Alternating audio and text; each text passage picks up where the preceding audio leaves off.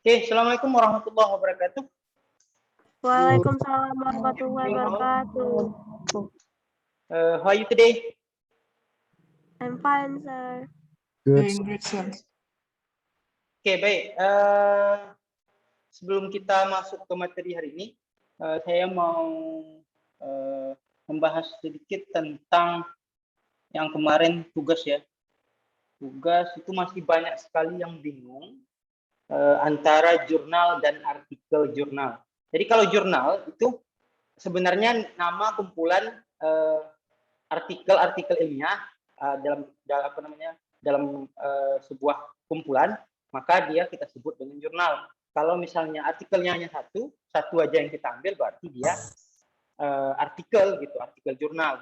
Oke, kemudian ada juga yang bingung nyarinya gitu. Padahal banyak ya, kalian bisa cari misalnya jurnal bahasa Inggris USK misalnya. Oke, nanti kalian akan dapat tuh jurnal, ada Journal of Education, ada jurnal yang terkenal ini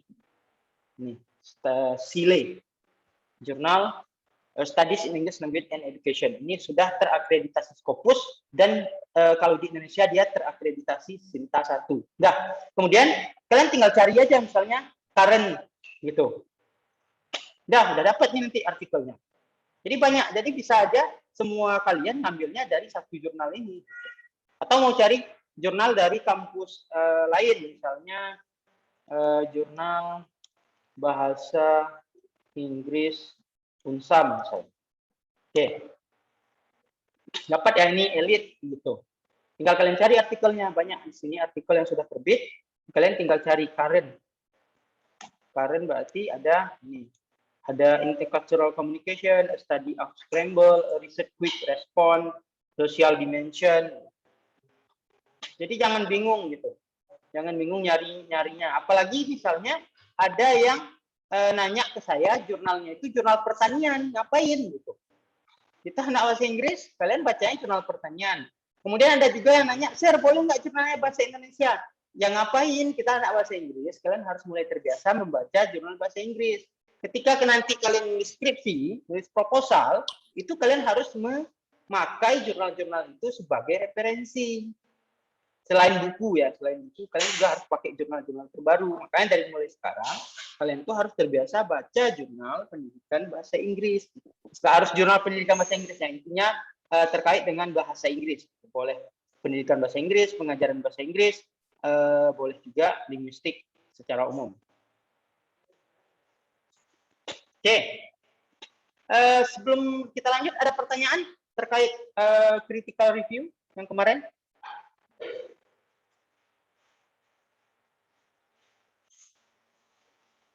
Ada pertanyaan, silakan.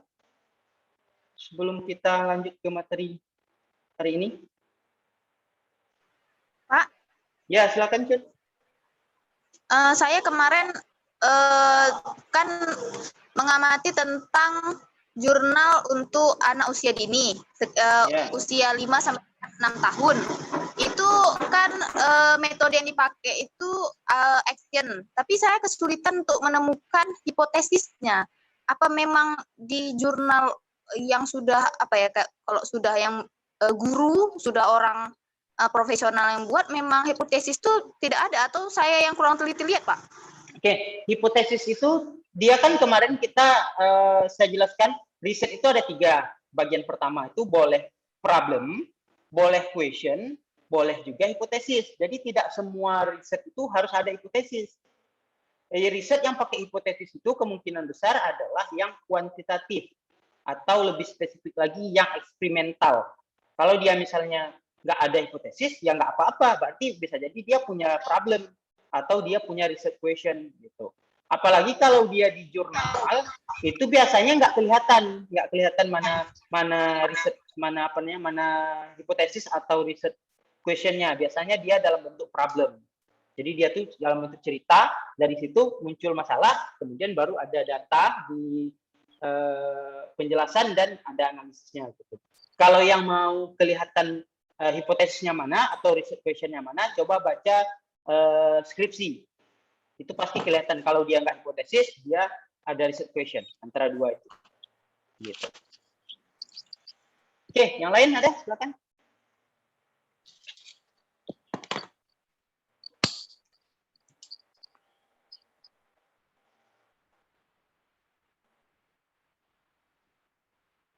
Nggak ada, jelas ya?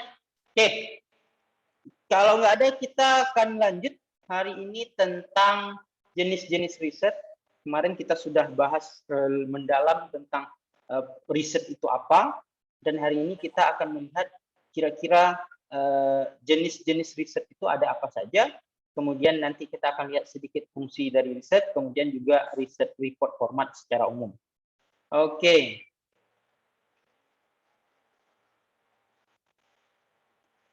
Oke.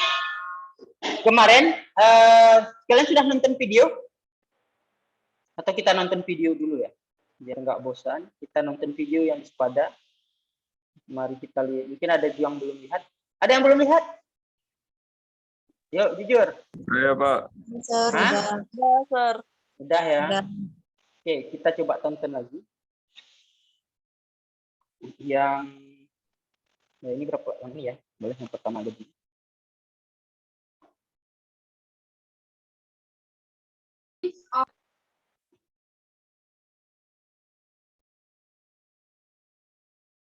Kedengeran suaranya ke kalian? Belum, Sir. Belum, Sir. Oke, sebentar. Oke, belum saya share ya. Sorry.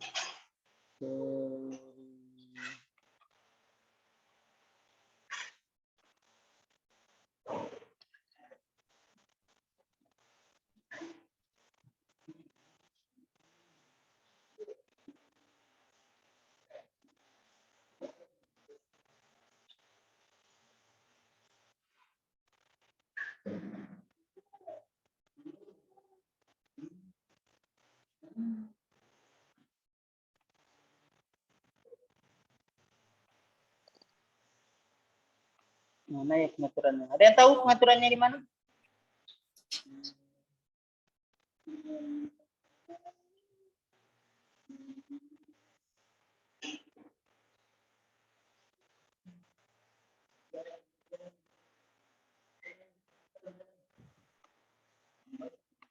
Audio.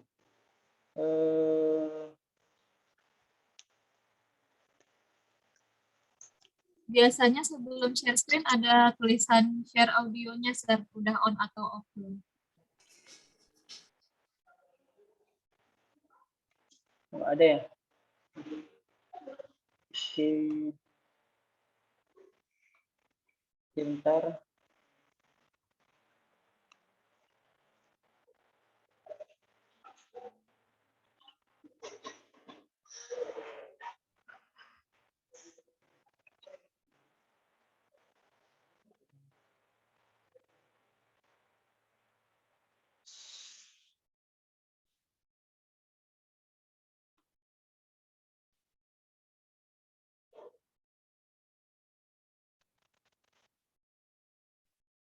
Di tempat saya pun nggak kedengeran.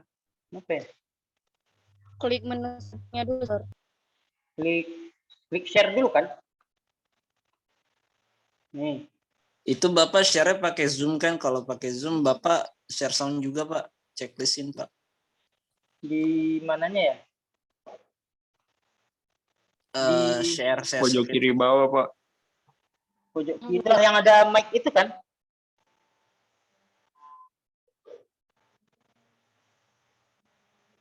Yang ada logo mikrofon, Pak.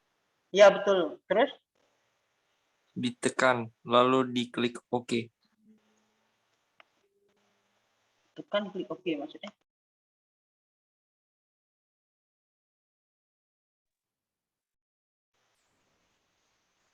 Ini berarti saya share ini dulu. Terus klik mic.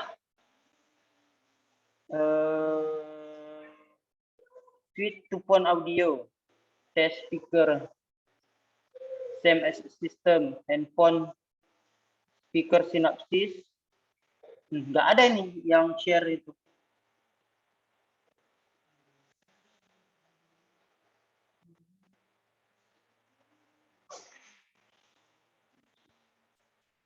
share people. We may do surveys. All of this is Sudah to kedengeran? unpack and understand the underlying nature Sudah Sudah. mantap, Pak. or qualities Hah? of the phenomenon.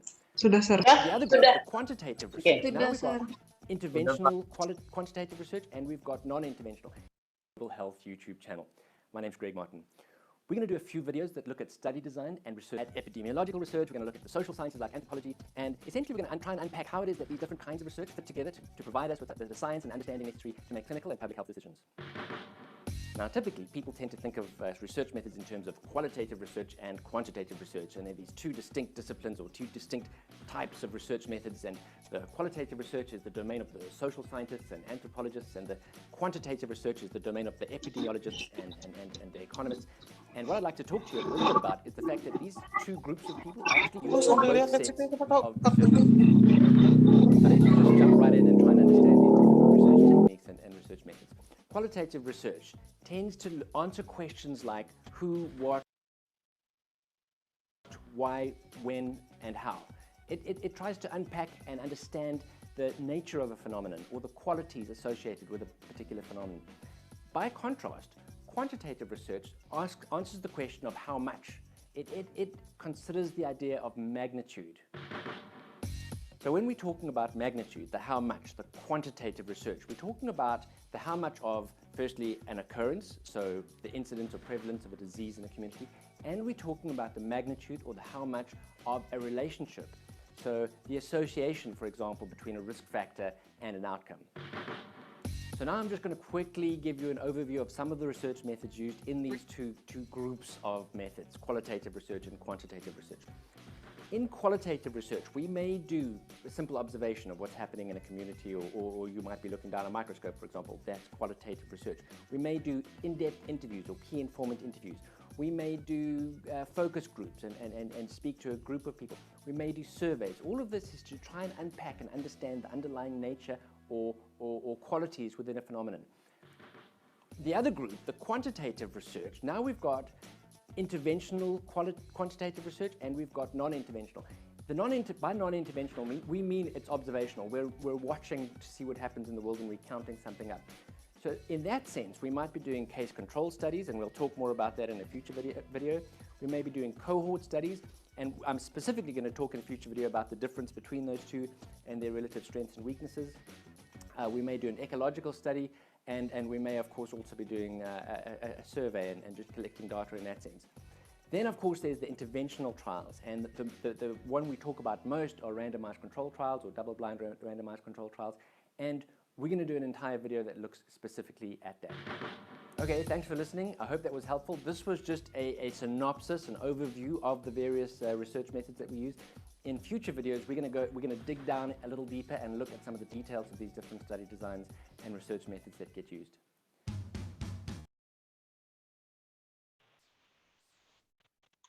Oke, jelas ya. Dari video itu tadi kita bisa lihat bahwa riset itu secara umum dibagi menjadi berapa? These two distinct disciplines or two distinct types of research methods, and the qualitative research is the domain of the social scientists and anthropologists, and the quantitative research is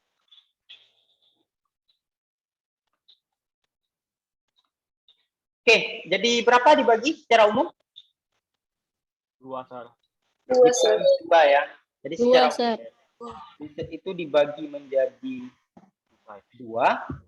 Ada kuantitatif, kemudian ada kuantitatif. Secara umum dibagi 2, ada kuantitatif, kemudian yang kedua ada kualitatif. Oke.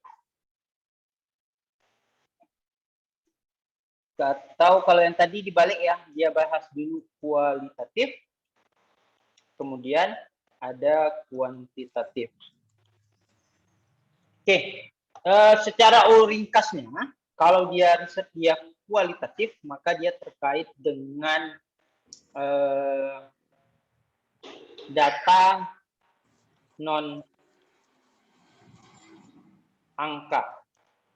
Sedangkan kalau dia kuantitatif, dia akan terkait dengan angka. Itu secara umum. Oke.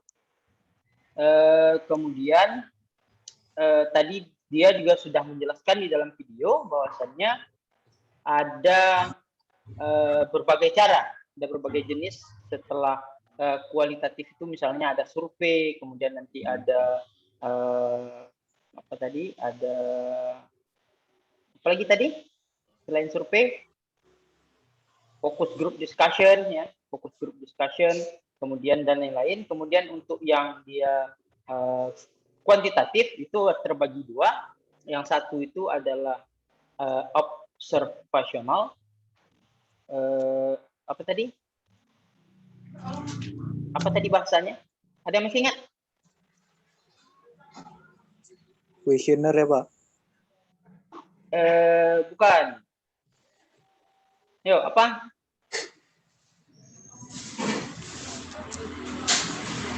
Questionnaire itu yang kualitatif, yang kuantitatif itu kalau bahasa lainnya ada eksperimental. Eksperimental itu berarti dia melakukan kita melakukan eksperimen. Kemudian ada satu lagi non eksperimental. Non eksperimental itu berarti kita hanya mengamati dan tidak melakukan treatment terhadap data yang kita ambil. Oke, nanti kita akan coba lihat lebih jauh. Oke. Secara umum, banyak sekali jenis riset jika kita lihat dari tipe-tipenya. Yang pertama, ada data type. Jadi kalau menurut data, ada dua. Ada kualitatif, ada kuantitatif. Kemudian, menurut metode pengumpulan datanya, ada non-eksperimental, ada eksperimental. Kemudian, menurut data analisis prosedurnya, ada interpretif, kemudian ada statistical. Oke, kemudian dari degree of intrusiveness-nya ada non-intervention, berarti dia tidak melakukan intervensi, tidak melakukan eksperimen ya, berarti non-eksperimen, non-intervention, mirip. Kemudian kalau dia kuantitatif, dia high intervention. Kemudian ada degree of selectivity, ada non-selektif, kemudian kalau kuantitatif dia highly selective. Kemudian secara variabel, ada variable definition, kemudian kalau dia kuantitatif ada variable operationalization. Kemudian secara teori, hypothesis forming, kalau dia kualitatif, kemudian kalau dia kuantitatif, hipotesis testing. Jadi beda ya antara hipotesis forming itu berarti dia hanya dia menghasilkan hipotesis, sedangkan yang kuantitatif hipotesisnya sudah ada, kemudian dibuktikan, dites hipotesisnya. Kemudian secara alasan ada induktif, ada deduktif. Kemudian secara konteks ada natural. Kontrol natural itu berarti kita tidak kita lihat ada orang ada satu kejadian, kita hanya mengamati, itu masuknya ke natural. Kalau misalnya kita berikan sesuatu ke kejadian, kita memberikan treatment, maka dia nanti masuknya ke kontrol. Dari segi time orientation ada longitudinal, ada juga cross-sectional. Longitudinal berarti lama, cross-sectional itu bisa bisa dalam waktu beberapa sesi, gitu, beberapa bulan atau beberapa minggu. Kemudian partisipan kalau dia kualitatif itu bisa small sample, kalau dia kuantitatif itu bisa lebih bagus kalau dia sampelnya besar sehingga bisa mewakili. Oke, kemudian dari sisi perspektif, kalau dia kualitatif dia emik, kalau dia kuantitatif dia lebih ke etik. Oke, tahu arti apa arti itu emik? Dan tahu? Ada? Silakan.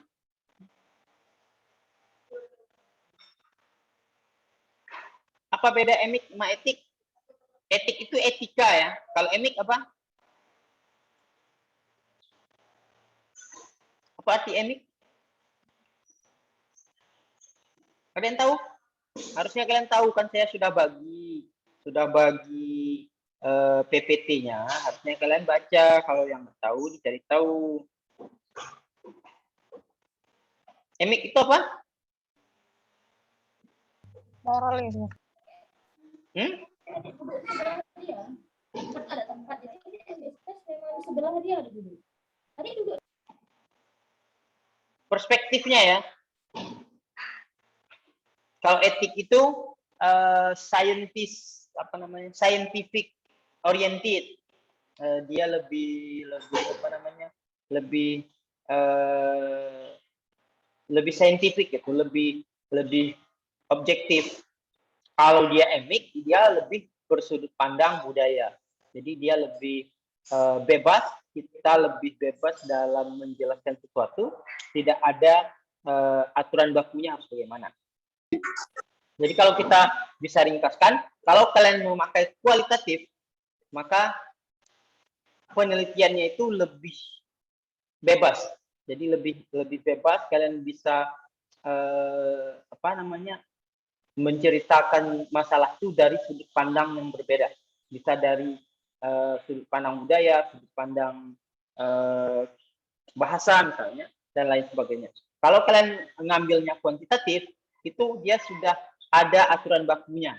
Misalnya uji hipotesis, maka nanti pakai rumus t-test.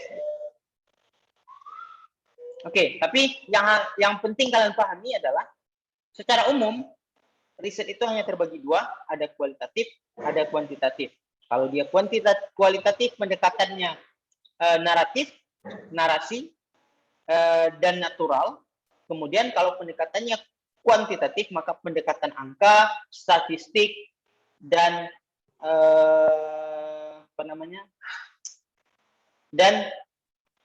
ada intervensi. Gitu. Ada eksperimen di dalamnya, ada intervensi, gitu ya. Jadi approach-nya berdekatan dengan angka, kemudian terstruktur, kemudian juga ada intervensi. Itu yang harus kalian ingat. Oke, kita lanjut. Kalau kita lihat ini pendapat Brown secara umum, dia membagi di sini riset, kemudian dibagi menjadi dua, ada secondary, ada primary. Ini dari segi data ya. Kemudian dari secondary itu muncullah library research, literature review. Kemudian kalau dia datanya primary, bisa kualitatif, bisa survei, bisa juga kuantitatif. Jadi ini secara generalnya. Kemudian masih menurut Brown, primary research-nya dipecah lagi. Tadi udah ya, primary research berarti yang ini library research sama literature review ini itu kemungkinan hanya bisa dilakukan kalau kondisi, misalnya kemarin waktu COVID itu kan tidak bisa ke lapangan ya, jadi hanya melakukan library research atau literature review. Kemudian kalau misalnya tidak kondisi normal, maka kalian itu akan disarankan untuk melakukan penelitian lapangan. Oke, primary research-nya dia bagi lagi menjadi dari kualitatif itu pecah lagi menjadi case study, introspection, discourse analysis, interactional analysis, classroom observation. Jadi ada 1, ada 2, 3, 4, ada 5 pecahan dari kualitatif. Kemudian survei, ada interview, ada kuesioner.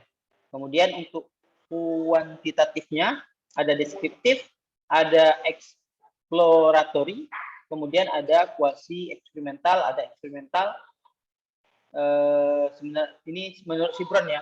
Nanti kita akan coba lihat secara ringkasnya, secara umumnya dari penjelasan banyak ahli itu kira-kira ada berapa. Oke.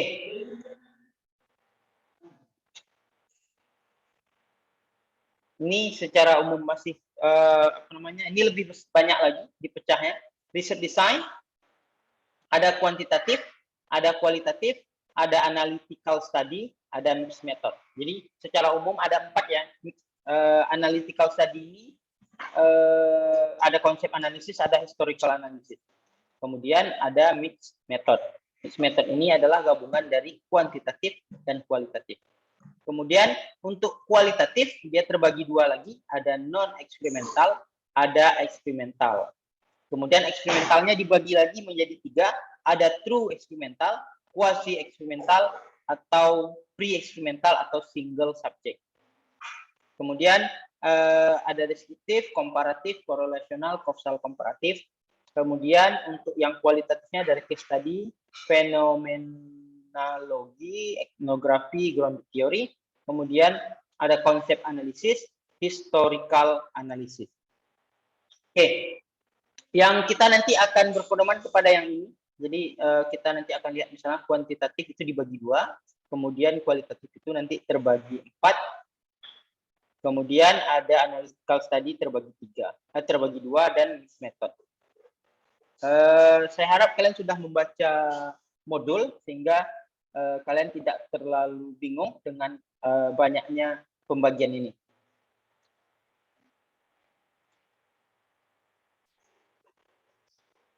Oke. Sebelum kita lanjut, kira-kira ada pertanyaan? Sebelum kita lanjut bahas satu-satu. Kita akan coba lihat per satu-satunya kuantitatif itu apa, kualitatif itu apa, kuantitatif itu jenisnya ada apa lagi. Kita akan nanti jelaskan satu persatu. Ada pertanyaan sampai di sini? Silakan kalau ada. Pak, saya mau tanya. Tadi sebelumnya yang di kualitatif sama kuantitatif yang di bagian participants itu ada small dan large participant ya Pak. Nah, itu untuk dikatakan small tuh jumlahnya itu harus ada berapa ya Pak? Maksud saya itu apakah ada patokannya untuk dikatakan small dan large? Terima kasih Pak.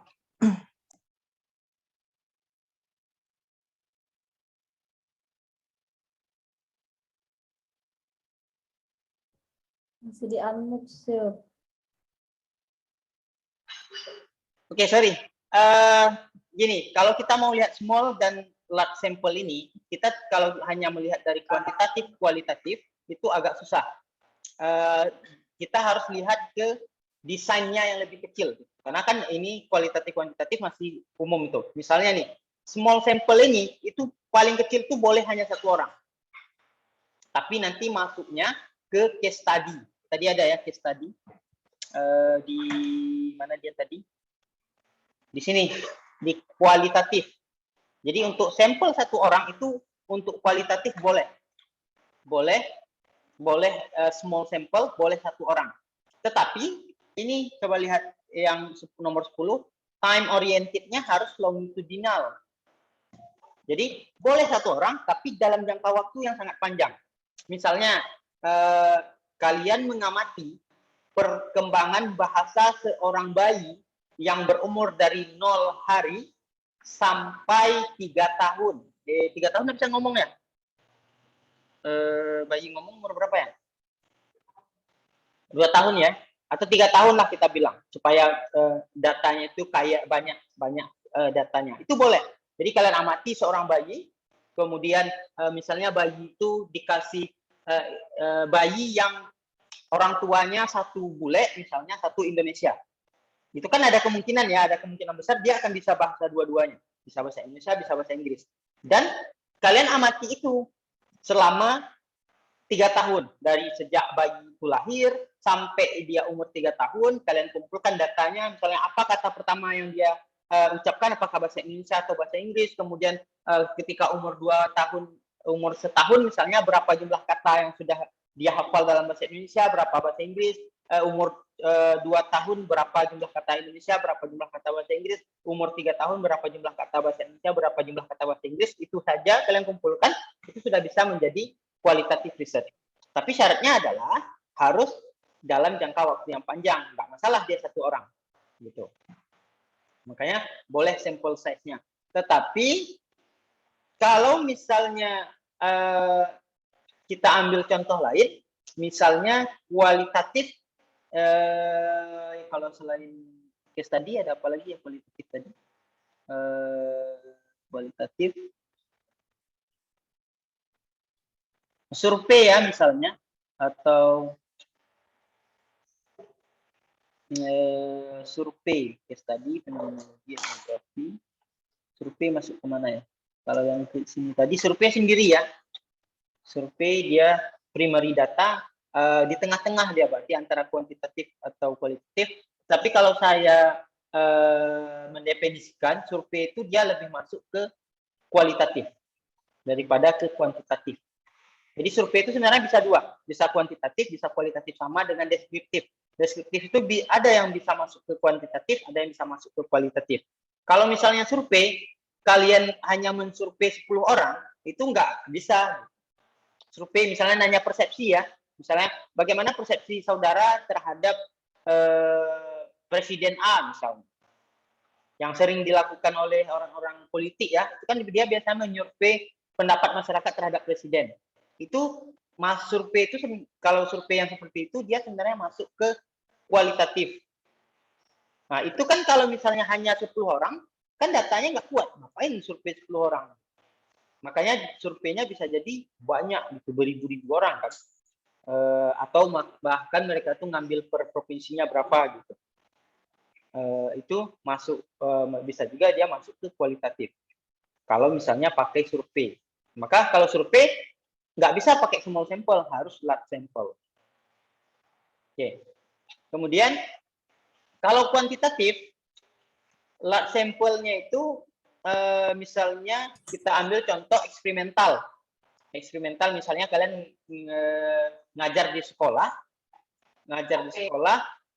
pakai metode A, kemudian kalian mau membuktikan metode A itu benar atau tidak. Maka sampelnya boleh aja hanya 30 orang. Jadi 30 orang itu sudah dianggap bisa dianggap sebagai large sample size. Walaupun jumlahnya 30 orang. Karena itu sudah sampel minimal ya, minimal. Sebenarnya secara teori tidak ada gitu. Secara teori tidak ada harus 30, harus 20 atau berapa. Tetapi secara umum ya minimal itu ada 30 siswa untuk membuktikan sebuah hipotesis dalam desain eksperimental. Gitu ya, siapa tadi namanya? Stephen ya? Iya, Pak. Jadi nanti kita lihat lebih spesifik ke desain yang mana, baru bisa kita tentukan dia small atau large sample. Kasih, Pak. Oke, yang lain ada silakan. Pak, saya Mutiara mau bertanya. Iya, silakan.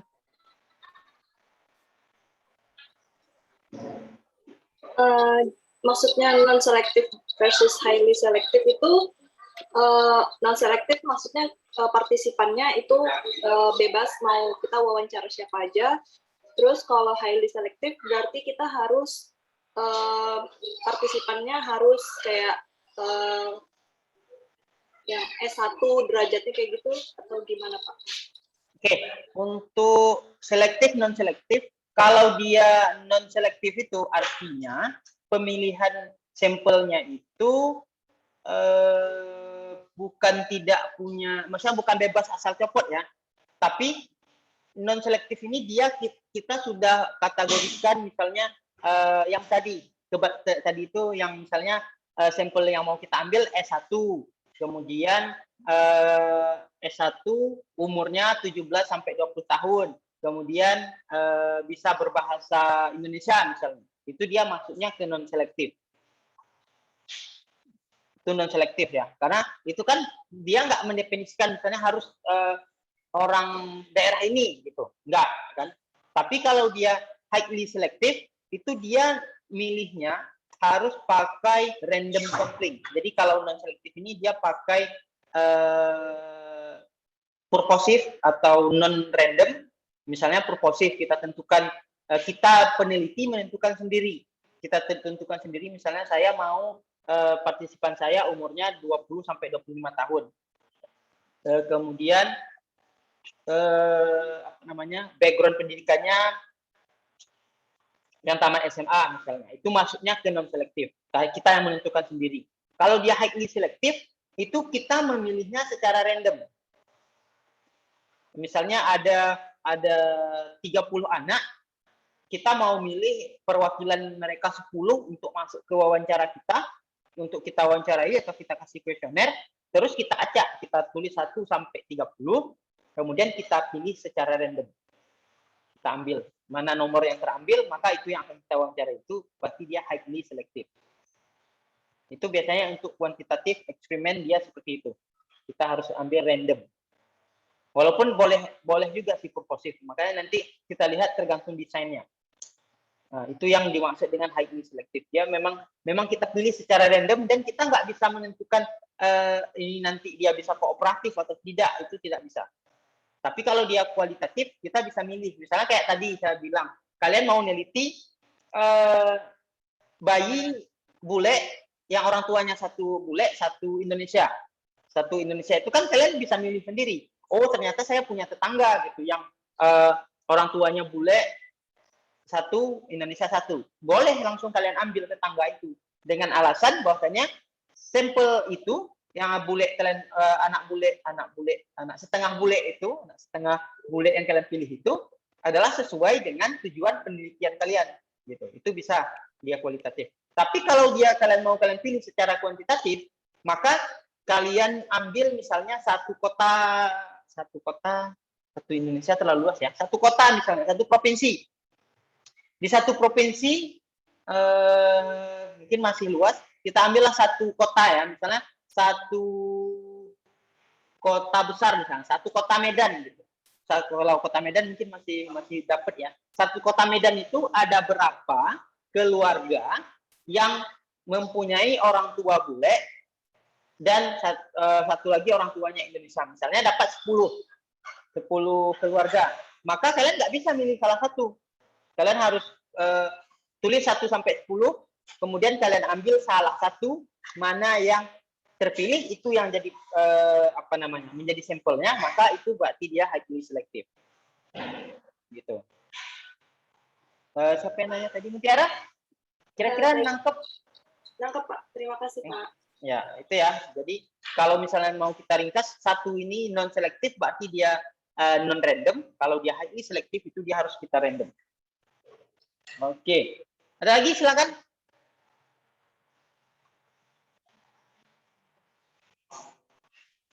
Sir. Ya, silakan. Itu kalau misalnya kayak kakak Leting kan lagi nyusun skripsi, terus dia kasih kuesioner untuk kita, itu masuk ke data yang mana ya, Sir? Kuesioner itu dia masuk ke kualitatif. Kalau misalnya hanya kuesioner.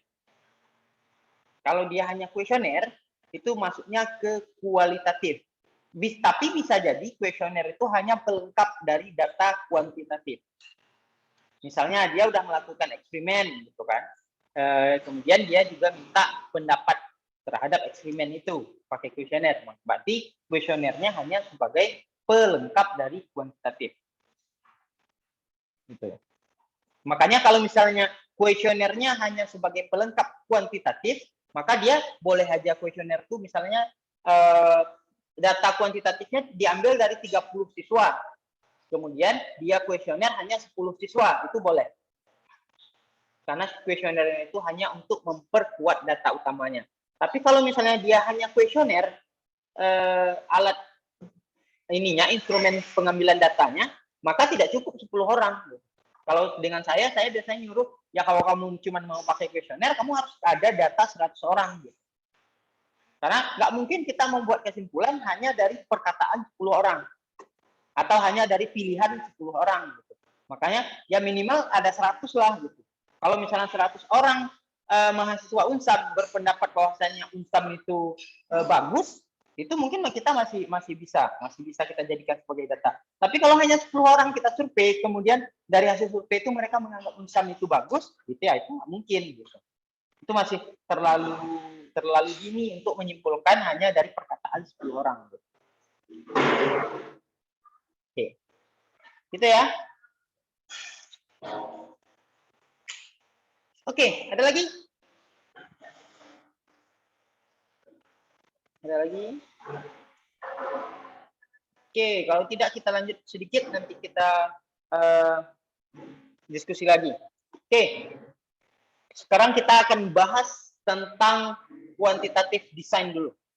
Nanti kualitatifnya terakhir. Kita akan bahas kuantitatif design. Tadi sudah dibagi ya secara umum. Kuantitatif itu terbagi dua. Ada eksperimental, ada non-eksperimental. Oke, di sini eksperimental, the investigation of causal effect through a direct manipulation. Jadi melalui manipulasi langsung, gitu.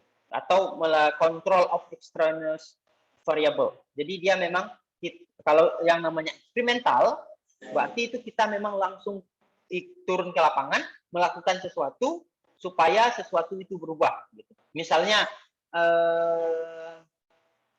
untuk membuat orang patuh terhadap lampu merah, maka kita harus taruh boneka Squid Game misalnya. Karena kita mau buat eksperimen nih, kita taruh boneka Squid Game di lampu merah, kemudian kita amati apakah orang-orang akan patuh terhadap lampu merah atau tidak. Gitu. Misalnya kita buat hipotesisnya, jika boneka Squid Game ditaruh di lampu merah, maka orang-orang akan patuh terhadap lampu merah misalnya. Bocil sangat. Oke, terhadap lampu merah misalnya. Itu hipotesisnya. Terus kita taruh kan bonekanya, kemudian kita amati apakah memang betul orang itu patuh atau tidak. Nah, makanya nanti dari hasil amatan kita laporkan. Nah, itu kan kita melakukan eksperimen gitu. Kita meletakkan satu benda di lampu merah itu. Itu kalau contoh di ilmu sosial mungkin itu maksudnya di ilmu sosial. Kalau misalnya kita bicara pendidikan, misalnya kalian ngajar dengan metode ceramah misalnya. Mau kalian lihat apakah menggunakan metode ceramah itu efektif atau tidak? Nah, itu bisa diteliti gitu. Makanya ceramahnya itulah yang kita sebut dia sebagai eksperimental, sebagai manipulasi. Jadi manipulasi di sini dalam arti positif ya. Jadi kita memberikan sesuatu, kita melakukan sesuatu. Kemudian kalau contoh lain misalnya dalam lab kimia misalnya, jika HO2 misalnya air ditambahkan misalnya ditambahkan CO2 misalnya akan menjadi apa gitu. Nah, proses itu disebut dengan eksperimental. Jadi ada tindakan langsung, ada treatment langsung terhadap variabel yang ada. Gitu. Itu nanti dia masuk ke eksperimental. Oke, kemudian kalau dia non eksperimental, investigation of current state of variable or the relationship other than causal between variable. Jadi kalau dia non eksperimental, kita tidak melakukan eksperimen. Jadi kita hanya mengamati satu kejadian, tetapi nanti kita mengukurnya pakai data angka. Misalnya kalau misalnya lampu merah tadi, gimana ya? Gini, misalnya kita ngitung, kita mau bandingin nih, jika kondisi hujan dengan kondisi tidak hujan, itu mana lebih banyak orang menerobos lampu merah. Jadi misalnya hari nggak hujan kita amati dari pagi sampai sore, itu berapa jumlah orang yang menerobos lampu merah. Misalnya kita dapatlah jumlahnya 20 misalnya dalam sehari. Kemudian kita cek nanti di hari yang lain kita nunggu hujan, kemudian kita amati berapa orang yang melanggar lampu merah. Oh ternyata 20. Ternyata 20. Ternyata 30 misalnya. Kan kita udah dapat data tuh. Kalau hari nggak hujan, ada 20 pelanggar lampu merah. Kalau hari hujan, ada 30. Kesimpulan kita apa? Oh, berarti jika hari hujan, itu akan menyebabkan orang lebih banyak menerobos lampu merah misalnya. Itu kan udah dapat ya kesimpulan dari data yang angka tadi. Ada 20, ada 30. Nah, kalau misalnya kalian mau langsung lanjut ke rekomendasi, kalian bisa merekomendasikan pemerintah untuk memasang memasang lampu, memasang apa namanya, memasang atap di lampu-lampu merah misalnya. Nah, itu kan bisa. Dasar kalian merekomendasikan pemerintah adalah hasil penelitian tadi. Gitu. Itu contoh non eksperimental. Karena kan hujan nggak ada orang yang bisa buat hujan kan? Bisa sih, tapi kan nggak mungkin pas di lampu merah. Gitu. Nah, makanya dia bersifat natural. Itu namanya non eksperimental. Oke. Sampai di situ ada pertanyaan? Atau sudah jelas bedanya eksperimental dan non eksperimental?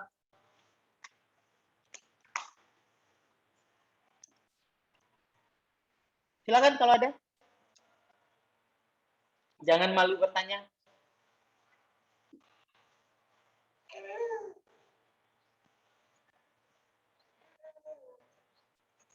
Oke, kalau tidak ada kita lanjut.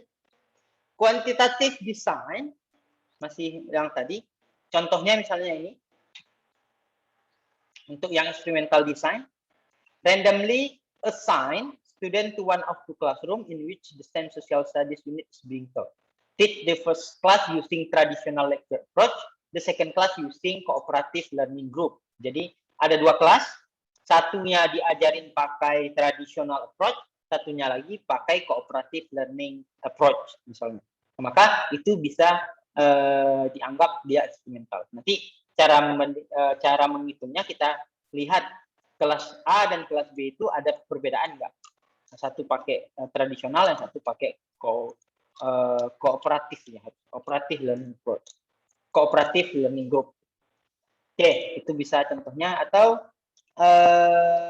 kemudian the study is characterized by the investigation of cause and effect. Jadi dia nanti akan menghitung efek yang ditimbulkan dari dua approach tadi, mana yang lebih baik. Oke, kita lanjut. Kemudian eksperimental seperti tadi saya sampaikan itu ada tiga. Ada yang paling rendah, yang paling tinggi, ini dari yang paling tinggi ya. Yang paling tinggi itu ada true eksperimental. Kemudian yang bentuk kedua ada quasi eksperimental. Yang ketiga ada single subject atau pre-eksperimental. Kalau saya lebih senang nyebutnya dengan pre-eksperimental. Jadi lebih enak ngafal. Pre-eksperimental, quasi eksperimental, true eksperimental. Oke, secara umum perbedaannya adalah kalau dia pre-eksperimental itu kita hanya butuh satu grup. Kalau dia quasi eksperimental sama true eksperimental itu harus ada dua grup. Kemudian yang membedakan quasi eksperimental dengan true eksperimental, kalau true eksperimental sampel dua kelas, minimal dua kelas itu kita pilih secara random. Kalau quasi dia tidak kita pilih secara random, kita pilih sendiri. Kalau dia single subject atau pre-eksperimental, dia non-random. Jadi kita pilih satu kelas yang akan kita lakukan eksperimen, yang akan kita ajar misalnya, tetapi kita lihat nilai awal dan nilai akhirnya nanti gimana. Misalnya nih, saya ngajar di kelas riset nih. Saya ngajar kelas riset pakai SPADA. Misalnya saya mau neliti apakah SPADA itu efektif untuk meningkatkan nilai kalian. Maka di awal, di pertemuan pertama, saya akan ngasih kalian tes tentang pengetahuan SPADA misalnya. Apakah kalian tahu misalnya cara absen gimana, cara cara nonton videonya gimana, cara apalagi buat submit tugas gimana misalnya. Otomatis kan di awal-awal kalian tuh bingung tuh, ada yang bingung walaupun misalnya ada yang sudah bisa. Nah, kemudian kita terus pakai SPADA. Di akhir pertemuan nanti saya tes lagi apakah kalian sudah lancar pakai SPADA-nya. Misalnya di pertemuan 1, di tes pertama saya menemukan dari 69 ada berapa misalnya 69 misalnya ada 50 lah ya. 69 ada 50 orang yang nggak lancar pakai SPADA di tes pertama. Kemudian nanti di tes akhir di tes akhir ternyata tinggal 9 orang lagi yang nggak lancar pakai sepada. Berarti kan itu ada peningkatan. Nah, itu bisa masuk ke single subject atau pre-eksperimental. Satu grup dites 2 kali. Kemudian kalau kuasi eksperimental, dia ada 2 grup minimal, tetapi dia dipilih secara non-random. Jadi dipilihnya kelas A, misalnya ada 6 kelas, dia menentukan, oh saya mau pilih kelas A dan kelas B. Karena menurut amatan saya, kelas A sama kelas B itu mereka pinter-pinter. Jadi lebih enak ujinya. Nah, maka itu nanti masuknya ke kuasi eksperimental. Sedangkan yang true Oke, sorry, keputus ya. Kita ulang. Tadi sampai mana? Kuasi ya? Betul? Yang kedengaran sama kalian? Iya, Sir. Kuasi ya. Kalau dia kuasi eksperimental, dia tetap ada 2 grup, tapi grupnya ini kita pilih secara non-random. Misalnya ada 6 kelas, kita pilih kelas 1, kelas A dan kelas B, karena menurut kita kelas A dan kelas B itu siswanya pinter dan nanti mudah menangkap tes yang kita berikan. Nah, itu dia masuk ke kuasi eksperimental. Sedangkan true eksperimental ini yang paling tinggi dan paling susah dikerjakan. Misalnya ada 10 kelas, maka kita pilih kelas itu secara random. Kita pilih secara random, ada 10, kita pilih, misalnya terpilihlah 6 dan 5. Atau 4 dan 8 misalnya. Ya kita harus melakukan itu. Kemudian true eksperimental ini juga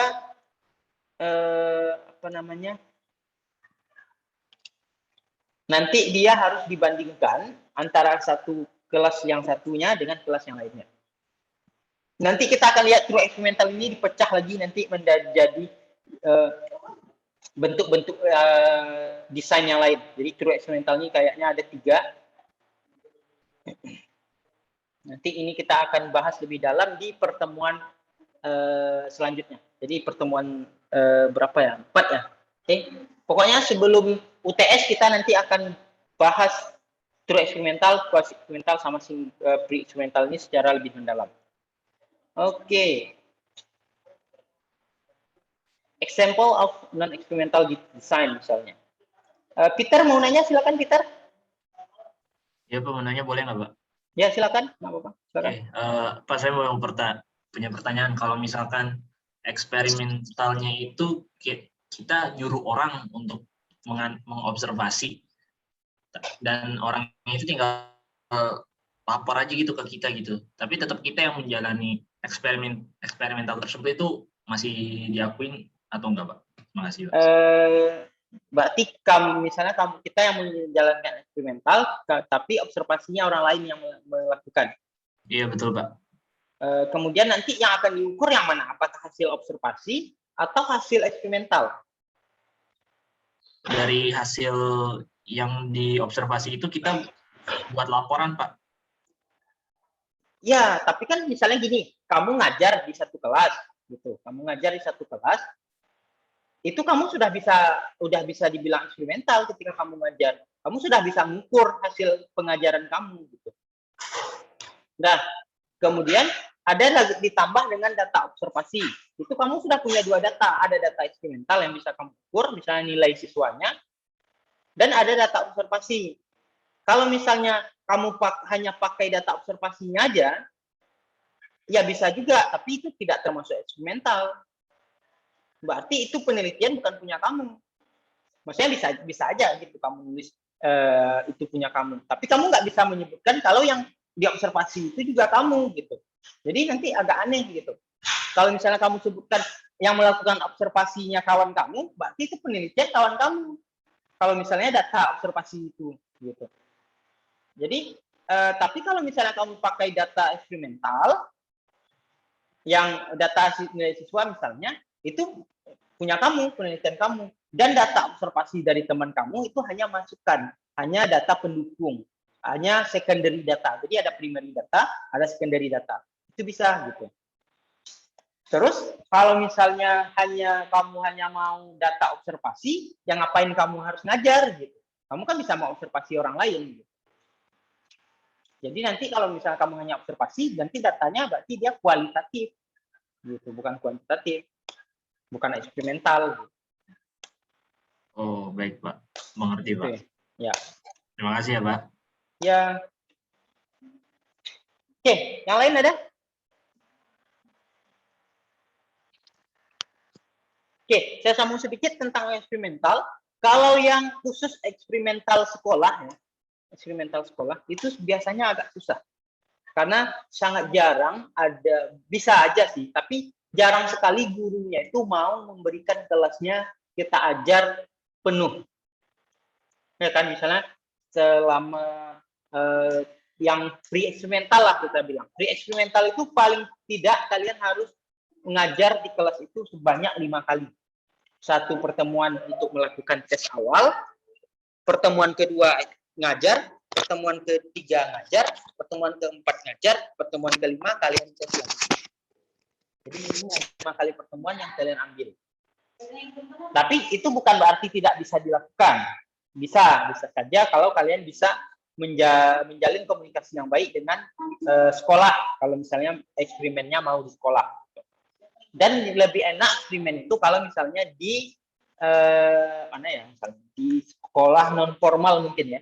Kalau sekolah non formal kan tidak ada target harus selesai materi, harus mengejar kurikulum, nggak ada. Nah, itu nanti yang harus kalian pikirkan ketika kalian merancang judul untuk proposal penelitian. Kalau mau ngambil eksperimen. Oke, ada pertanyaan silakan.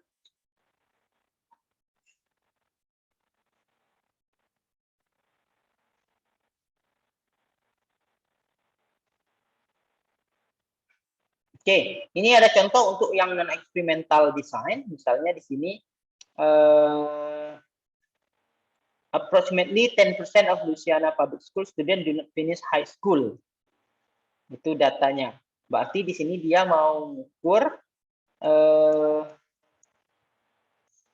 dia di sini mengukur jumlah dari 10% itu berapa orang misalnya. Atau dia melihat ada fenomena bahwasanya ada satu sekolah yang banyak siswanya itu tidak lulus, ya, tidak lulus.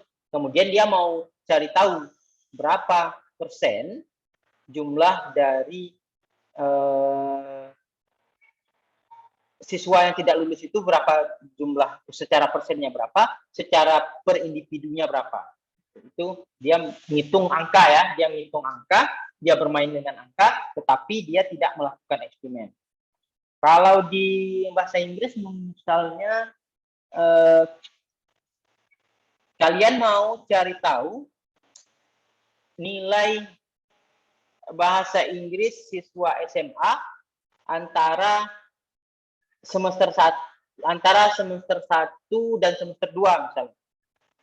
Kemudian kalian mau bandingkan, kemudian kalian cari tahu apa penyebabnya gitu. Misalnya ada siswa yang nilainya di semester 1 dapat bahasa Inggris itu 80 misalnya. Tetapi di semester 2 nilainya menjadi 60. Kemudian ada siswa lain misalnya yang 70 dapat di semester 1, kemudian dapat 90 di semester 2. Nah, itu kan datanya angka ya. Angka. Kemudian setelah angka itu kalian analisis, ternyata secara umum terjadi penurunan gitu, antara semester 1 dan semester 2. Nah, setelah kalian tahu jumlah penurunannya, misalnya terjadi penurunan 10%.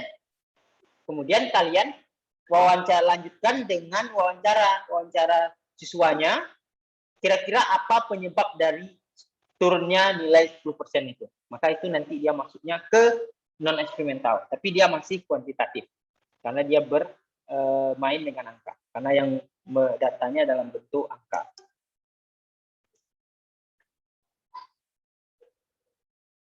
Oke, untuk non eksperimental dia ada 4, ada deskriptif, ada komparatif, ada korelasional, kemudian ada ex post facto. Ex post facto ini dia sama, atau bahasa lainnya kausal komparatif. Ini kausal komparatif. Kausal komparatif ini adalah riset lanjutan dari komparatif ini. Oke, kita lihat satu-satu ya. Deskriptif itu adalah make careful description of the current situation of status of variable interest. Jadi kita di sini mendeskripsikan data yang ada. Misalnya kalau kita ambil contoh siswa tadi, kita ambil satu semester misalnya, satu semester nilai siswa nilai bahasa Inggrisnya, kemudian kita analisis. Kita bandingkan misalnya antara nilai siswa laki-laki dan siswa perempuan. Oke, itu compare ya. Kalau misalnya deskriptif itu lebih ke ya, kalian deskripsikan saja. Kalian deskripsikan nilai per siswa itu kalian ukur misalnya dengan KKM-nya. Misalnya dari 30 siswa misalnya semester 1, berapa jumlah yang lulus KKM, berapa jumlah yang tidak lulus KKM misalnya. KKM tahu ya? KKM ya namanya. Apa ya namanya? Betul ya, KKM ya, nilai minimal gitu. Nah, itu kalian bandingkan. Itu dia masuk ke deskriptif. Kalian ambil datanya, kalian pisah berapa persen yang lulus KKM, berapa persen yang tidak lulus KKM. Itu masuknya ke deskriptif. Kalau komparatif, seperti yang tadi saya jelaskan, kalian ambil nilai semester 1 dan nilai semester 2, kemudian kalian compare. Gitu. Kalian compare, kalian lihat berapa persen di semester 1 lulus KKM, berapa persen yang lulus KKM di semester 2. Itu compare. Kalian compare dua data. Oke, kalau korelasional itu relationship ya. Kalian cari hubungan antara satu variabel dengan variabel lainnya. Misalnya, kemarin ada kakak letting kalian yang mau meneliti tentang apakah ada hubungan antara kemampuan matematika dengan kemampuan linguistik. Jadi nanti dia akan ambil nilai bahasa Inggris dan nilai matematika, kemudian dia lihat ada nggak hubungannya. Apakah siswa yang matematikanya tinggi akan tinggi bahasa Inggrisnya atau sebaliknya, gitu. Itu yang dia dimaksud dengan korelasional. Jadi melihat hubungan antara satu variabel dengan variabel lainnya. Oke, kemudian kalau kausal komparatif, ini lanjutan dari komparatif. Kalau komparatif tadi kan hanya sebatas mengcompare. Di-compare semester 1 sama semester 2. Kalau kausal komparatif, setelah di-compare, dia mencari penyebabnya. Kenapa itu bisa terjadi. Nah, itu maksudnya ke kausal komparatif. Oke.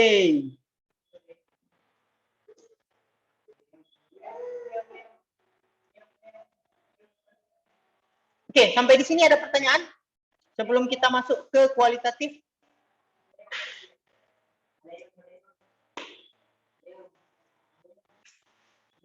Ada?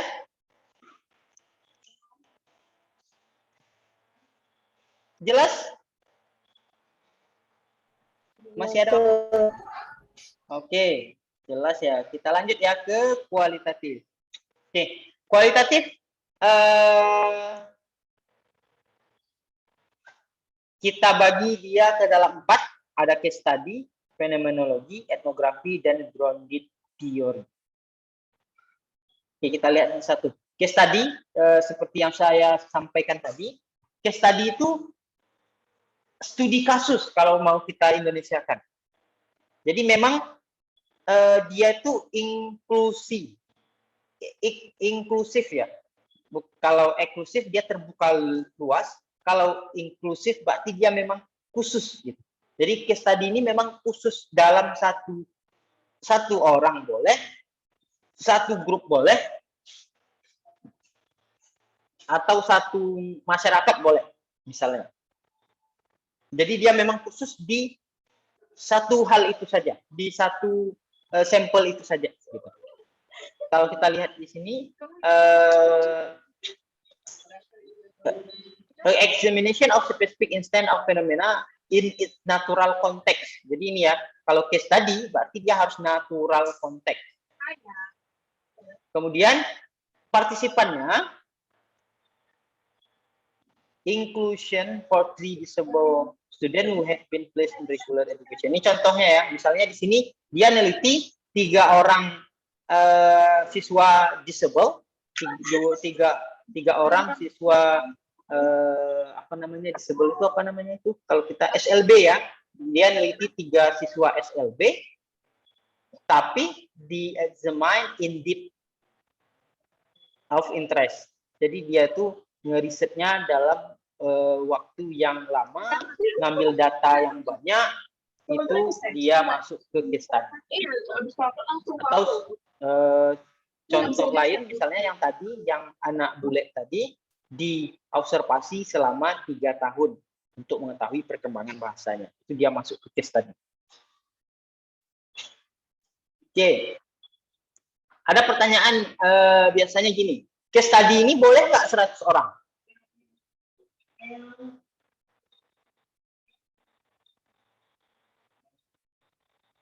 Siapa yang bisa jawab?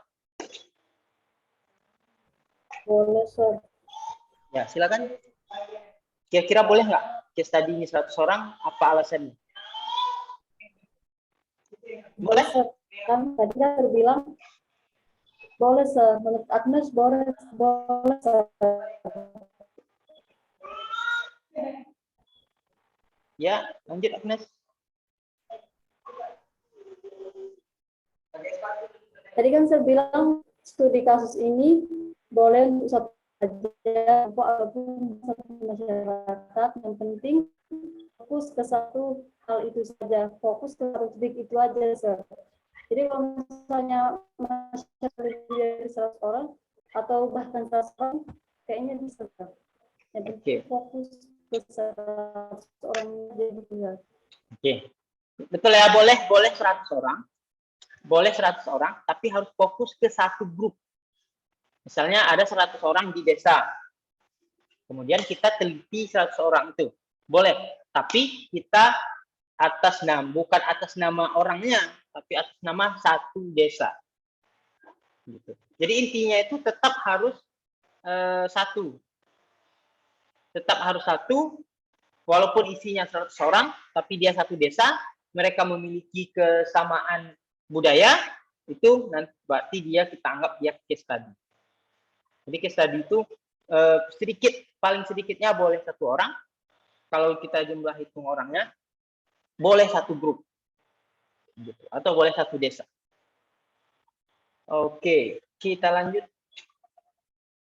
Yang kedua ada fenomenologi. Phenomenology, a description of the meaning of an experience. The purpose of the study was to examine the meaning of being left out for an adolescent. This study examined in depth experience of being left out from the perspective of the adolescent experiencing the phenomena. Nah, ini juga boleh. Jadi fenomenologi ini dia ngeriset tentang fenomena yang terjadi pada seseorang. Jadi dia fokus ke pengalaman seseorang. Misalnya di sini dia kasih contoh pengalaman di left out ini diasingkan. Pengalaman diasingkan dari kelompok, misalnya seseorang yang mengalami kejadian ini itu bisa bercerita, kemudian hasilnya itu kita jadikan sebagai riset, sebagai data kita. Jadi bisa berarti instrumennya itu bisa wawancara. Jadi kita tanya pengalamannya selama misalnya ada orang tinggal di Langsa selama 10 tahun, kemudian kita teliti, itu bisa masuk ke fenomenologi. Atau kalau dari contoh bahasa misalnya ada orang Indonesia yang tinggal di Amerika selama 10 tahun. Tapi dia ke Amerika tuh umur 20 tahun. Ketika dia di sini dia nggak bisa bahasa Indonesia. Berarti umur 20 tahun dia berangkat ke Amerika, pulang ke Indonesia umur 30 tahun. Ketika dia pulang tuh ngomong Inggrisnya tuh udah lancar. Nah, itu bisa kalian jadikan sebagai sumber data kalian untuk melakukan riset. Jadi itu bisa nanti masuk ke desain fenomenologi. Gitu. Oke, kemudian lanjut etnografi. Etnografi a description of belief and practice of cultural or social group of system. Nah, jadi kalau misalnya etnografi, ini biasanya lebih ke arah culture atau sosialnya yang diteliti. The purpose of the study was to identify and describe the conflict that experienced second grade teacher encounter as they switch from the traditional approach to teaching mathematics to constructive sociological approach. Oke. Oke, ini kalau dalam konteks pendidikan berarti etnografi ini lebih ke melihat culture atau sosial group yang terjadi dalam satu grup ya. Berarti dia mau lihat perubahan yang terjadi dalam satu grup itu. Kalau ini contohnya, pertama dia ngajar pakai traditional approach, kemudian dia ganti menjadi constructivist sociological approach. Nah, terus nanti dia lihat perubahannya, apa yang terjadi. Nah, itu dia berarti dia masuk ke etnografi. Jadi etnografi ini pendekatan lebih ke sosial atau budaya, sosial budaya. Oke.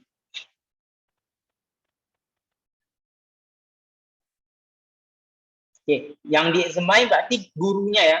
Dia di sini examine the belief and practice. Berarti dia belief dicari dengan wawancara. Berarti kita tanya ke gurunya. Kemudian praktisnya kita observasi selama dia ngajar di dalam kelas.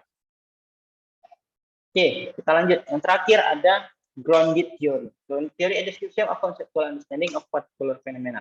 The purpose of the study was to understand the relationship of the bar to the teacher who frequented it on Friday evening. We found that teacher used the bar to facilitate their movement from professional to personal self. The study examined a phenomena of interest to the teacher congregating at a particular bar on Friday evening and developed a conceptual understanding of it. Okay. Ground theory lebih ke riset yang mencari pemahaman konseptual ya, terhadap fenomena tertentu.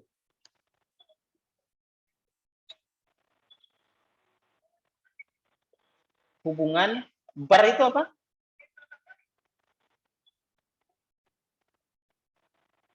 Kalau di konteks ini bar itu of the bar to the teacher who frequented it on Friday evening. We found that teacher used the bar to facilitate the movement from professional to personal self. Apa arti bar di sini? Bar itu palang ya, palang.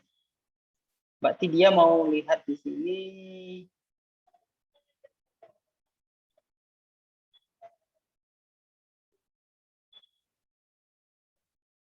frequented. Ada yang bisa memahami contohnya ini? Ada yang sudah baca dan paham?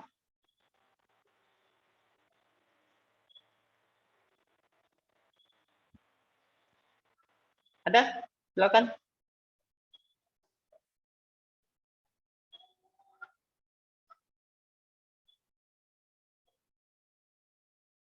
Frequented itu mengunjungi ya, mengunjungi. Who frequented it on Friday evening.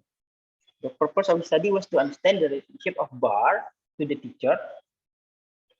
Who frequented bar itu, oh bar, ini bar minum ya.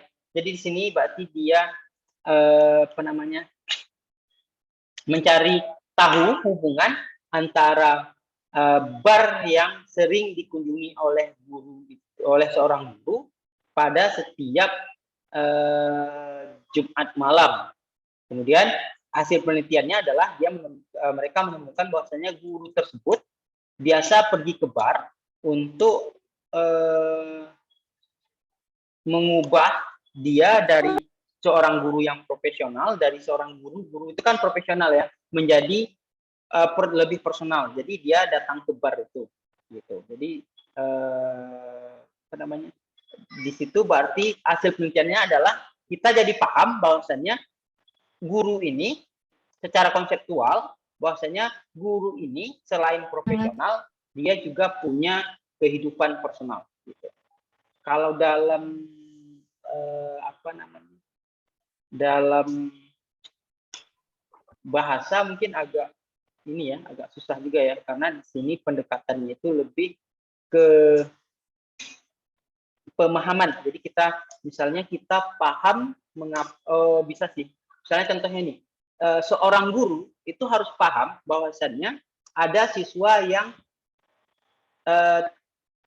tidak suka bahasa, ada siswa yang suka bahasa. Nah, kemudian kita neliti itu si gurunya. Apakah gurunya paham konsep itu? Apakah gurunya paham bahwasannya ada siswa yang nggak suka bahasa Inggris, ada siswa yang suka bahasa Inggris misalnya. Untuk SMA ya. Tapi kalau misalnya untuk kalian yang sudah di jurusan bahasa Inggris, ya itu artinya kalian memang suka bahasa Inggris. Apakah terlepas dari kalian misalnya salah jurusan dulu atau bagaimana, tapi yang pasti itu tidak bisa diukur. Tapi kita mengukur misalnya anak SMA.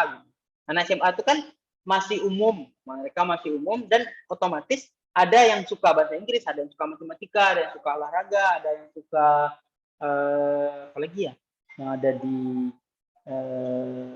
SMA, misalnya ada suka fisika, suka biologi. Nah, kemudian kita ngukur, kita wawancarai gurunya, kita cari tahu gurunya paham nggak terhadap konsep itu. Apakah gurunya nganggap semua siswa itu sama, harus bisa bahasa Inggris, seorang guru bahasa Inggrisnya, atau dia paham, oh ternyata ada anak yang nggak bisa bahasa Inggris dan memang nggak bisa dipaksakan, gitu. Karena dia memang tidak suka bakatnya itu bukan di bahasa, itu bisa kita ukur. Oke. Yang selanjutnya tadi sudah ada deskriptif, deskriptif, ada kualitatif, ada kuantitatif, terus satu lagi tadi ada analytical design. Analytical design ini adalah description of historical, legal, policy issues through an analysis of document, oral histories, and relic. Jadi ini mendekati analyticalnya lebih mendekati sejarah ya. Misalnya anak-anak sejarah mau neliti tentang sejarah yang terjadi di masa lampau, maka dia akan mendeskripsikannya melalui historical, legal, atau policy issue through an analysis, dokumen boleh, oral historis boleh, relik boleh. Tapi kalau anak bahasa Inggris mungkin lebih ke dokumen ya. Misalnya kalian mau menganalisis tentang kebijakan bahasa Inggris di SMK, maka nanti kalian analisis tuh dokumennya. Apakah dokumennya itu mengarah ke SMK atau mungkin buku ajarnya, apakah buku ajarnya itu sudah sesuai dengan kebutuhan siswa SMK atau belum, maka itu bisa masuk ke analytical design, analytical. Jadi analisis, konsep analisis ya, atau historical analysis. Dia terbagi dua lagi. Yang pertama ada konsep analisis, the study of educational concept. Berarti dia mempelajari tentang konsep-konsep yang ada dalam pendidikan, misalnya cooperative learning, leadership, to describe the different meaning and the use of concept. Kemudian kalau historical analysis, the systematic collection and criticism of document that describe past event and relevant to education. Jadi lebih ke anak sejarah ya. Ini lebih, kalau misalnya historical analysis ini lebih cocok ke anak sejarah. Mereka menganalisis kejadian-kejadian masa lampau, kemudian ada nggak hubungannya dengan pendidikan. Kalau anak bahasa Inggris mungkin bisa analisis dokumen, analisis konsep yang terkait dengan, tapi konsep yang harus ada pro kontra ya. Nggak, misalnya ada expert yang bilang kalau ngajar itu harus pakai metode. Kemudian ada expert salah satu lagi yang bilang ngajar itu nggak perlu pakai metode. Nah, jadi kalau misalnya kalian mau ngebahas itu boleh, itu bisa jadi masuk nanti risetnya ke konsep analisis. Atau ada expert yang bilang untuk ngajar writing itu harus product approach. Product approach itu artinya produknya harus ada. Gitu. Ada juga expert yang bilang ngajar writing itu adalah proses approach. Jadi proses approach itu yang dinilai adalah proses writing dia. Proses writing berarti selama dia misalnya 16 kali pertemuan, yang dinilai itu bagaimana proses selama dia 16 pertemuan itu, apakah dia semakin meningkat, melakukan revisi, kemudian dicoret lagi, revisi lagi, itu berarti penilaiannya diproses. Tapi ada juga yang berpandangan bahwasanya yang dinilai itu adalah produk terakhir. Nggak perlu dinilai revisinya, itu nggak perlu dilihat. Nah, itu product approach. Nah, itu bisa juga kalian bandingkan. Intinya ketika kalian membandingkan konsep, mau ngambil desain, analytical design, maka harus ada pro kontra, ada negatif positif, ada advantage, disadvantage, ada fungsi, ada apa namanya, ada manfaat, ada yang tidak bermanfaat. Jadi harus ada pro kontra. Oke, analytical design. Example of concept analysis. The purpose of the study is to examine the meaning and use of the term standard-based curriculum. The study examine the varied meaning. Ya, boleh juga yang bervariasi ya, atau varied interpretation used in important curricular concept. Jadi intinya itu ada sesuatu yang beda, maka boleh diteliti dengan analytical design untuk konsep. Kemudian contoh lainnya, ini contoh untuk historical analysis. Examine the change standard testing over the last 14 years. Ini ya, dia meneliti standardized testing selama 40 tahun yang sudah lalu. Jadi memang bicaranya itu masa lampau. Itu masuknya ke historical analysis. Oke. Yang ketiga, ada mixed method design. Jadi tadi ada kualitatif, kuantitatif, analytical design, ada mixed method. Mixed method di sini adalah the use of quantitative and qualitative design and method within a single study. Jadi satu research tapi dipakai kuantitatif, dipakai kualitatif. Tapi ini tidak disarankan untuk kalian yang S1. Ini untuk S2 atau S3.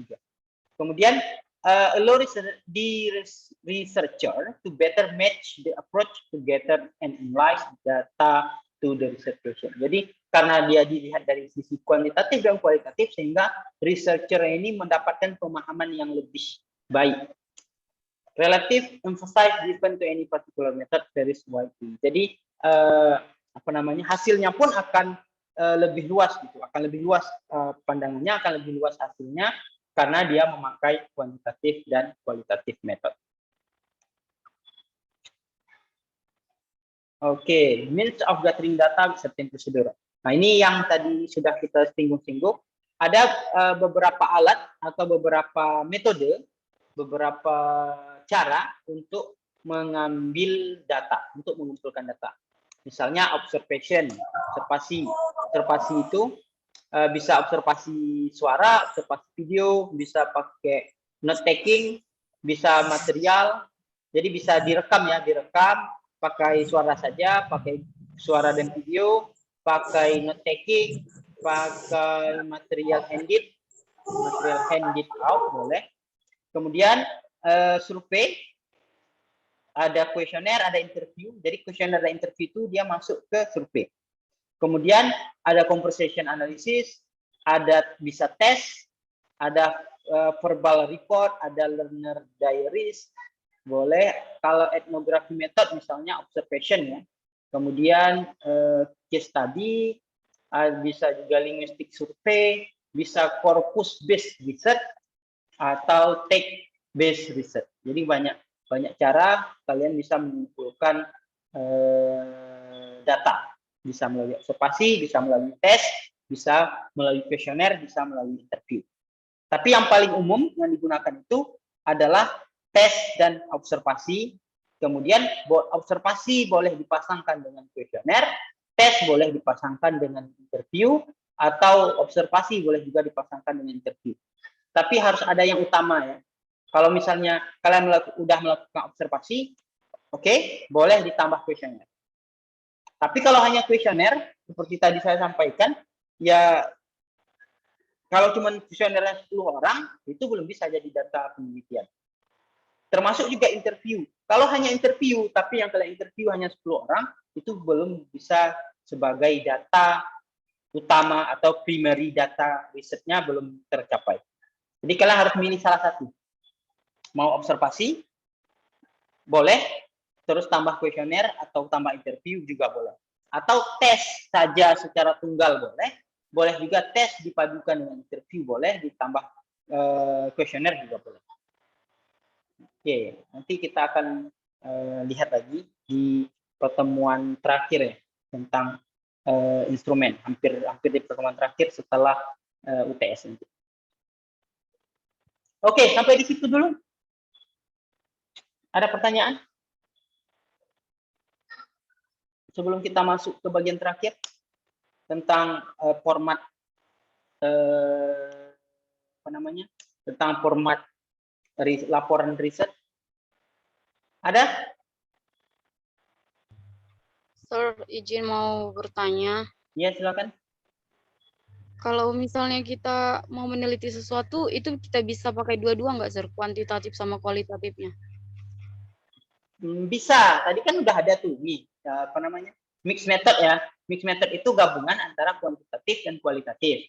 Tapi untuk S1 disarankan jangan. Karena nanti kalian harus mengolah dua data. Udah kalian lakukan cerita naratif, terus kalian juga harus mengolah data secara statistik. Kalian harus hitung, kalian harus lihat rata-ratanya berapa, persennya berapa, standar deviasinya berapa. Kalian udah ngambil statistik kan? Semester berapa? Udah ya? Nah, itu kalau misalnya kalian ngambil kuantitatif, otomatis itu yang kalian pelajari di statistik itu harus ada. Minimal itu kalau misalnya eksperimental itu harus ada standar apa namanya? Mean, median, standar deviasi. Modus. Apalagi? Modus atau mode bahasa Inggrisnya. Kemudian nanti terakhir harus ada t-testnya. Bahkan ada juga yang sebelum t-test itu ada nanti tes reliable, tes validity. Jadi banyak. Apalagi terus itu saja sudah capek, kalian tambah lagi dengan data kualitatif. Kalian harus menarasikannya, memberikan contoh, memberikan analisis analisis lebih rinci, itu kan jadi capek. Makanya disarankan untuk S1 itu sebaiknya pilih saja salah satu. Kalau sudah pakai kuantitatif cukup di kuantitatif, kalau pakai kualitatif cukup di kualitatif. Gitu. Oke, tapi kalau misalnya nih ya, misalnya kalian melakukan observasi, kemudian kalian lakukan kuesioner. Berarti ada dua ya, ada observasi, ada kuesioner. Kemudian kuesionernya itu kalian olah dalam bentuk persen. Itu masih dianggap dia kualitatif, belum masuk ke kuantitatif. Jadi yang disebut mixed method itu, dia memang kuantitatif. Kuantitatif dan kualitatifnya itu sama banyaknya.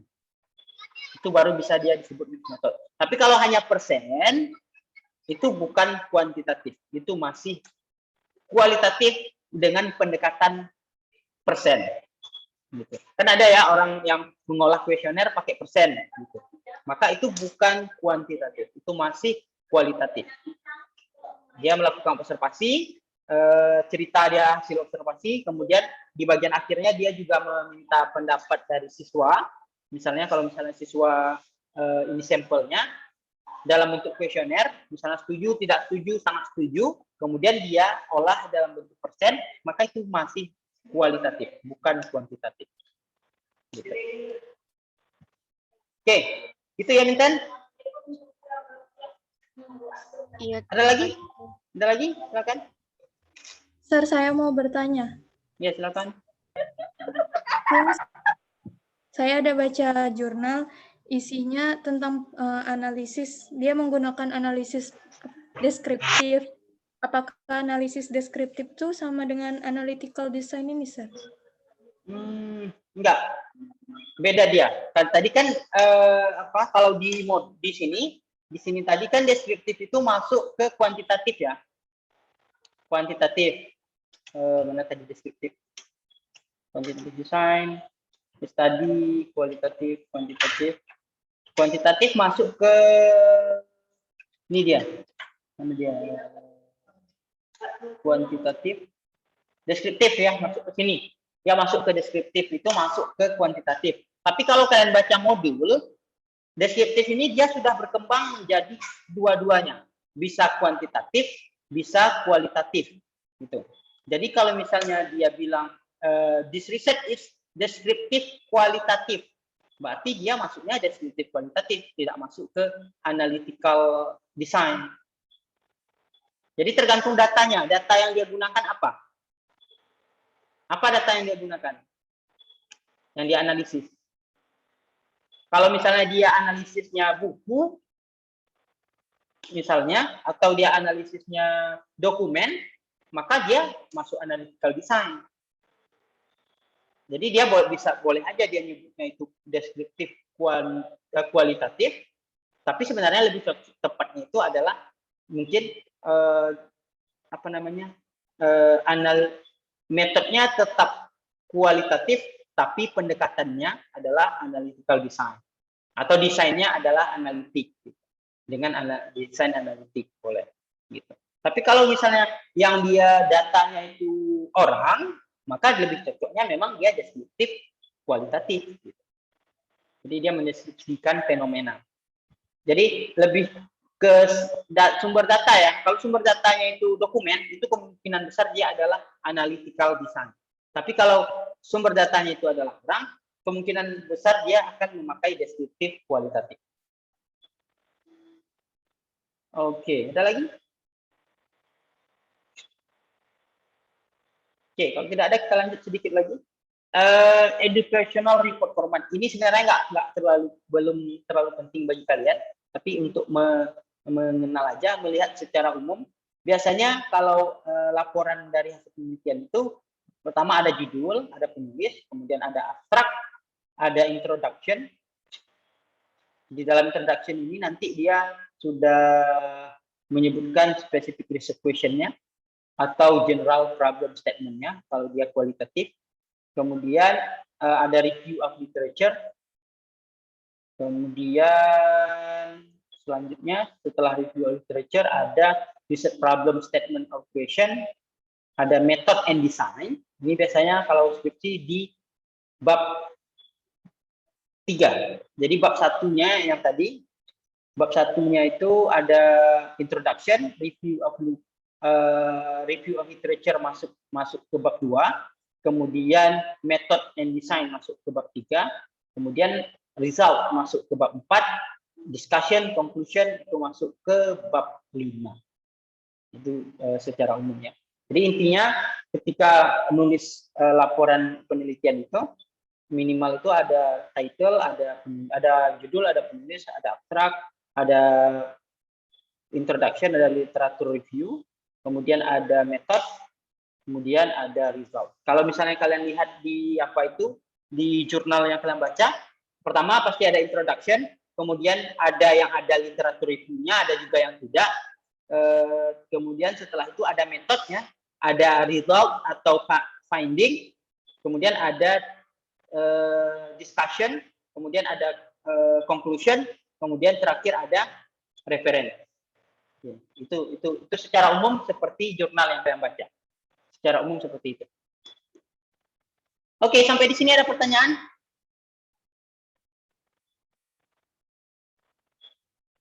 Ada pertanyaan? Silakan, waktu kita sedikit lagi. Kalau ada silakan. Ya, silakan Alfa. Ya, jadi misalnya kan kita mau meneliti gaya mengajar seorang guru gitu kan. Nah, jadi ada 2 guru ngajar di satu kelas yang sama dan gaya ngajarnya itu beda. Kita mau lihat apakah ini berpengaruh sama kedisiplinan siswanya apa enggak gitu kan. Nah, jadi kita kasih kamera gitu misalnya. Dan siswanya itu kan tahu dia diobservasi gitu, Pak. Nah, ini tetap jadi observasi atau jadi eksperimental karena kan bisa mempengaruhi siswanya karena karena dia kalau cuma ditaruh kamera itu masih tetap dia observasi, dia masih tetap kualitatif. Itu belum bisa disebut eksperimental karena kan kita taruh kamera Ya, sebenarnya itu salah satu kekurangan juga seperti itu ya. Kalau misalnya yang observasi natural itu, sebaiknya kita itu tidak mengganggu proses. Makanya kalau misalnya kasusnya seperti itu, baiknya pakai kamera CCTV gitu. Jadi mereka makin lama kan nanti makin terbiasa. Mereka nggak merasa memang diobservasi gitu. Jadi kita ngambilnya bukan, kita ngambil videonya bukan video yang memang sengaja kita rekam gitu. Tapi memang video yang sudah ada di kelas itu. Karena kan fungsi kamera CCTV memang merekam kelas. Gitu. Jadi kita ambil kamera rekaman CCTV itu, kita analisis itu bukan eksperimental. Tapi kalau misalnya kita taruh kamera, kemudian kita kasih tahu ke siswanya, di sini sana ada kamera loh, di sana Bu ada kamera. Terus gurunya kita suruh ngajar. Itu mungkin masih bisa nanti kita golongkan ke eksperimental. Tapi bukan eksperimental cara guru ngajar jadinya. Tapi kita mau lihat pengaruh kamera terhadap gaya gurunya ngajar. Jadi berubah judul risetnya. Kalau misalnya mau melihat gaya guru ngajar, ya mungkin harus pakai kamera CCTV lebih bagus. Atau boleh juga kita izin ke gurunya untuk kita observasi. Tapi itu juga berpengaruh ya. Pasti gurunya akan nampilin yang bagus-bagus, nampilin yang jeleknya nggak tampilinnya lagi. Gitu. Jadi usahakan untuk observasi itu senatural mungkin kalau bisa. Gitu ya. Oke, Pak. Oke, yang lain ada? Silakan.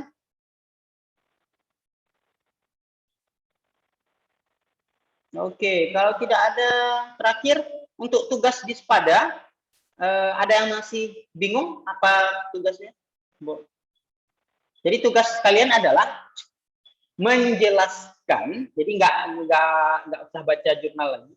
Kalian tinggal ambil aja jurnal kalian yang kemarin kalian analisis. Kan di situ sudah ada tuh jenis riset desainnya. Kemudian kalian beri alasan secara akademik kalau kalian mau melakukan riset, terus kalian pilih metode yang ada di paper itu, mengapa kalian mau memilih desain itu. Kemudian kalau misalnya kalian mau pakai expert statement, mau pakai kalian misalnya cari referensi lain untuk mendukung argumen kalian, boleh, silakan. Oke, jelas tugasnya? Tugasnya jelas? Jelas, Oke, Pak.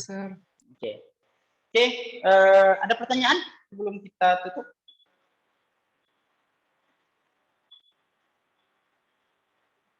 Oke, nggak ada ya. Oke, kalau tidak ada, kita cukupkan. That's all for today. Thank you for your attending. And Assalamualaikum warahmatullahi wabarakatuh. Waalaikumsalam warahmatullahi wabarakatuh. Oke, see you next week.